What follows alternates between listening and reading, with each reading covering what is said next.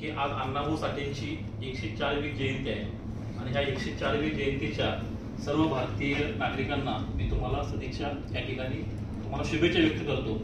आज अण्णाभाऊ साठेंची जयंती संपूर्ण भारतभरामध्ये साजरी केली जाते। जो माणूस भारतरत्नपेक्षा सुद्धा उच्च लेवलचा होता, ज्या माणसानं मराठी भाषा टिकवायचं काम केलं, खरा मराठी भाषा दिन हा अण्णाभाऊ साठेंच्या जयंती दिवशी व्हायला पाहिजे असं त्यांचं कार्य आणि कर्तृत्व आहे। अण्णाभाऊ साठेंनी रशियामध्ये जाऊन छत्रपती शिवाजी महाराजांचा पहिला पोवाडा त्या ठिकाणी गायला आणि रशियातल्या लोकांना छत्रपती शिवाजी महाराजांचा खरा इतिहास कळला, परंतु भारतीय लोकांना छत्रपती शिवाजी महाराजांचा खरा इतिहास पोहोचला नाही, ही दुर्दैवाची गोष्ट आहे। शिवाजी महाराजांचं त्यांनी चरित्र रशियामध्ये जाऊन सांगितलं। शिवाजी महाराज हे निर्व्यसनी होतं, तशाच पद्धतीनं आपल्या संस्थेच्या माध्यमातून व्यसनमुक्तीचं काम संपूर्ण भारतभर आपण व्यसनमुक्त भारत अभियान आपलं हे काम आपलं चालू आहे। छत्रपती शिवाजी महाराज निर्व्यसनी होते, तसं त्यांचे मावळे देखील निर्व्यसनी होते, म्हणून छत्रपती शिवाजी महाराजांनी इतिहास घडवलेला आहे। अण्णाभाऊ साठे सुद्धा ज्या वेळेला 15 ऑगस्ट 1947 ला भारत स्वतंत्र झाला त्याच्या दुसऱ्या दिवशी अण्णाभाऊ साठेंनी हिंदीमध्ये मुंबईमध्ये 1 लाख लोकांचा मोर्चा काढलेला होता। अण्णाभाऊंचं लिखाण हे सगळं मराठी भाषेत असताना अर्धा दिवस शाळेत गेलेले अण्णाभाऊ त्यांनी 80 कथा, कादंबऱ्या, नाटक, चित्रपट, मालिका तयार केल्या आणि अण्णाभाऊंनी त्या मोर्चाच्या समोर हिंदीमध्ये घोषणा दिली, कारण तो मोर्चा फक्त महाराष्ट्रापुरता मर्यादित नव्हता, तर तो देश पातळीवरचा मोर्चा होता। अण्णाभाऊंनी त्यावेळेला म्हणलेलं होतं की ये आजादी झूठी है, देश की जनता भूकी आहे। आज आपण स्वातंत्र्याचा अमृत महोत्सव आपण 76 वर्ष साजरा करतोय, पण 76 वर्षानंतर सुद्धा आज आपण जर बघितलं तर 76 वर्षानंतर प्रत्येक भारतीयांची जर परिस्थिती बघितली तर खऱ्या अर्थानं अण्णाभाऊंनी त्यावेळेला जे ते भविष्य सांगितलेलं होतं ते आज देखील संतोषंत लागू पडतंय। कारण आज देशामध्ये बघितलं आपण तर 5% लोकांच्याकडे देशाची 95% संपत्ती आहे आणि 95% लोकांच्याकडे फक्त देशातली फक्त 5% संपत्ती आहे। ही आर्थिक विषमता संपवायची असेल तर आपल्याला व्यवसायामध्ये येणं गरजेचं आहे, कारण आपल्या बहुजन समाजामध्ये भारतीय लोकांची मानसिकता ही गरिबीची मानसिकता आहे आणि आज जर आपण त्या देशामध्ये समान जर आपण समान नागरिक कायदा केला किंवा समान जर संपत्तीचं वाटप जरी केलं तर काही वर्षानंतर ज्या लोकांची मानसिकता गरिबीची आहे ती लोक गरीब बनणारच आहेत। म्हणून आपल्याला आर्थिक स्वातंत्र्यावरती काम आपण करणं गरजेचं आहे। आर्थिक स्वातंत्र्य म्हणजे काय की आपल्याला मनासारखा आपल्याला पैसा खर्च करता यावा, मनासारखा पैसा आपल्याला कमवता यावा, त्याला म्हणायचं आर्थिक स्वातंत्र्य। परंतु आज जर बघितलं आपण छत्रपती शिवाजी महाराजांनी जे स्वराज्य निर्माण केलं तर त्या स्वराज्याचं त्या आजच्या काळात त्याचं व्हॅल्युएशन केलं तर ते लाखो कोटी रुपयाचं ते व्हॅल्युएशन होत आहे। त्याचबरोबर ह्या माणसांची एवढी मोठी स्वप्न होती, त्याचबरोबर अण्णाभाऊंनी ज्यांना आपलं गुरु मानलं किंवा प्रेरणास्थान मानलं, जे का बदल घालून गाव सांगून गेले मग भीमराव असे अण्णाभाऊ साठेंनी म्हटलेलं होतं। तर डॉक्टर बाबासाहेब आंबेडकर यांनी अर्थशास्त्रावरती 6 पुस्तक लिहिलेले आहेत। अर्थशास्त्रावरची पहिली PhD डॉक्टर बाबासाहेब आंबेडकरांनी केलेली आहे। द प्रॉब्लेम ऑफ रुपीज हा ग्रंथ त्यांनी पहिला अर्थशास्त्रावरती लिहिलेला आहे आणि त्या ग्रंथावरती रिझर्व्ह बँक ऑफ इंडियाची स्थापना झालेली आहे। हे आपण अभिमानानं सांगतोय, परंतु आज भारतातली लोक जे बाबासाहेब आंबेडकरांना आपले प्रेरणास्थान म्हणतात किंवा बाबासाहेब आंबेडकरांचे जे अनुयायी आहेत किंवा जे बाबासाहेब आंबेडकरांचे भक्त आहेत त्या आज या देशातल्या लोकांची आर्थिक अवस्था कशी आहे, म्हणजे जागतिक लेवलचे अर्थशास्त्रज्ञ अर्थतज्ञ असताना देखील आज बहुजन समाजाची अवस्था ही आर्थिक बिकट झालेली आहे।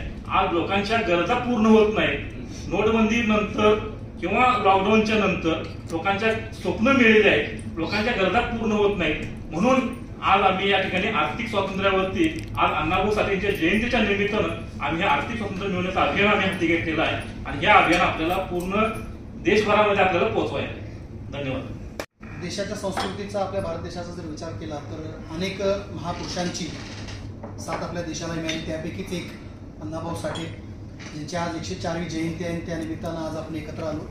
आदरणीय विकास पाटील साहेब, डॉक्टर विकास पाटील साहेब यांनी आताच अण्णाभाऊ साठेंच्या चरित्राविषयी, त्यांनी लिहिलेल्या ग्रंथांच्या विषयी, समाज प्रबोधनामध्ये त्यांचा असणाऱ्या कॉन्ट्रीब्युशन विषयी आणि त्यांनी देशाच्या स्वातंत्र्यानंतरच्या मताविषयी त्यांचं काय मत होतं हे जे मत व्यक्त केलं, अतिशय चांगल्या भाषेमध्ये त्यांनी त्यांचं मत व्यक्त केलं, त्याबद्दल मी त्यांना अभिनंदन करतो की त्यांचा अभ्यासही खूप चांगला आहे। आणि अशा महापुरुष जे आपल्या देशाला लाभले त्यांच्या जयंत्या साजऱ्या होत राहिल्या पाहिजेत। नुसत्या जयंत्या साजऱ्या न करता त्यांचं जे मत होतं, त्यांना जे वाटत होतं त्या गोष्टी समाजामध्ये बिंबवण्याचा आपण सर्वांनी प्रयत्न केला पाहिजे।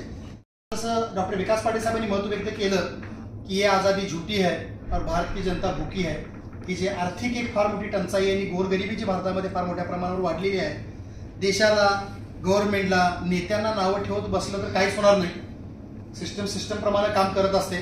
बऱ्याच वेळेला अडचणीमध्ये असण्याची मॅक्सिमम कारणे आपली स्वतःची असतात. बऱ्याच संध्या निसर्गानं, देवानं सगळ्यांनी आपल्याला दिलेल्या असतात, पण आपल्या कर्तृत्वामुळे आपण पाठीमागे राहतो आणि खापरबाकी आपण गव्हर्नमेंटवरती फोडतो. असं न करता आपण सर्वांनी, युवकांनी पुढे आलं पाहिजे. नोकरी जरी मिळत नसली तर जो व्यवसाय चांगला आहे, लिगल आहे, व्हाईट आहे, ज्याच्यात दुसऱ्यांचं नुकसान नाही आहे, असा एखादा व्यवसाय हातामध्ये घेऊन आपल्या कुटुंबाची आर्थिक व्यवस्था कशी सुधारता येईल यावरती विचार केला गेला पाहिजे. म्हणून समर सोशल फाउंडेशनची 2015ला स्थापना झाली. 2015ला ज्यावेळी संस्था आम्ही सुरू केली त्यावेळेला सामाजिक विषय, व्यसनमुक्ती, मधुमेहमुक्ती आणि आर्थिक स्वातंत्र्य असा होता. आणि आर्थिक स्वातंत्र्य कसा मिळाला तर वेगवेगळ्या प्रकारच्या आयुर्वेदिक हर्बल प्रोडक्ट, कारण आरोग्याचा विषय आज देशामध्ये फार मोठा बनलेला आहे. लोकांचं आरोग्य चांगलं ठेवायचं असेल तर त्यांच्या खाण्यापिण्यामध्ये बदल झाला पाहिजे, त्यांचं चांगलं काउन्सिलिंग झालं पाहिजे, त्या लोकांच्या सवयी बदलल्या पाहिजेत आणि न्यूट्रिशनल प्रोडक्ट त्यांच्यापर्यंत चांगल्या क्वालिटीचे पोहोचले पाहिजेत. कारण शेतकऱ्याची पिकवण्याची, शिजवण्याची आणि आपली जेवणाच्या पद्धती बदलल्यामुळे टॉक्सिन्स आपल्या बॉडीमध्ये, विषद्रव्य फार मोठ्या प्रमाणात जातात आणि न्यूट्रिशन जे मिळायला पाहिजे ते मिळत नाही. म्हणून जगभरामध्ये हा अभ्यास करण्यात आला की भारतामध्ये सर्वात मोठी बाजारपेठ सध्या फूड सप्लिमेंटची आहे. सगळ्यात मोठी बाजारपेठ हर्बल प्रोडक्टची आहे. आणि ह्या गोष्टीचा विचार करता समर सोशल फाउंडेशनने Nutrifil health product private limited company स्थापन केली. त्यासाठी लागणारे सर्व लिगल डॉक्युमेंट कंप्लीट केले आणि व्यसनमुक्ती, मधुमेहमुक्ती, वेदनामुक्ती, शिशुरक्षा, रोगमुक्ती अशा वेगवेगळ्या अभियानावर काम सुरू केले.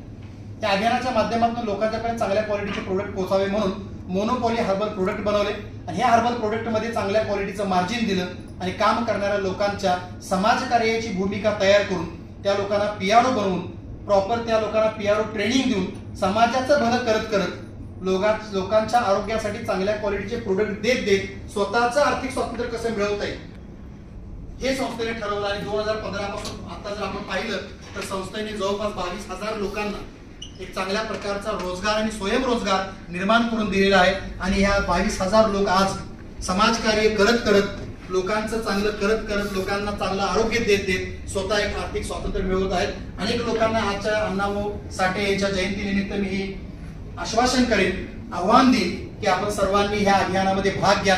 समर सोशल फाउंडेशनची एकदा माहिती घ्या, पीआरओ बना आणि जे अण्णाभाऊ साठेंचं जे व्हिजन होतं, त्यांचं जे काय भविष्याची जी काय आकाशवाणी होती की देशामध्ये अजूनही आर्थिक स्वातंत्र्य मिळालेलं नाही, त्या आर्थिक स्वातंत्र्य मिळवण्यासाठी समर सोशल फाउंडेशनचा हात आम्ही तुम्हाला द्यायला तयार आहोत. तुम्ही समर सोशल फाउंडेशनमध्ये सामील व्हा, आमचं एक पीआरओ ट्रेनिंग करा आणि 22,000 लोक जसं आज आर्थिक स्वातंत्र्य मिळवत आहेत, चांगलं काम करू, लिगल काम करू, लोकांचे आशीर्वाद मिळवून, पुरस्कार मिळवून असे आपणही मिळवा आणि अण्णाभाऊ साठे यांचं स्वप्न आपण सर्वजण मिळून समर सोशल फाउंडेशनच्या मदतीनं साकार करूया. एवढंच आज या ठिकाणी मी बोलतो आणि परत एकदा त्या होणाऱ्या जयंतीनिमित्त सर्वांना या ठिकाणी अभिवादन करतो. त्या जे महान पुरुष होऊन गेले त्यांचं अभिवादन करतो आणि आपण सर्वजण आजच्या कार्यक्रमाच्या निमित्तानं उपस्थित राहिला समर सोशल फाउंडेशनच्या वतीने मी आपल्या सर्वांचे आभार मानतो. जय हिंद, जय महाराष्ट्र.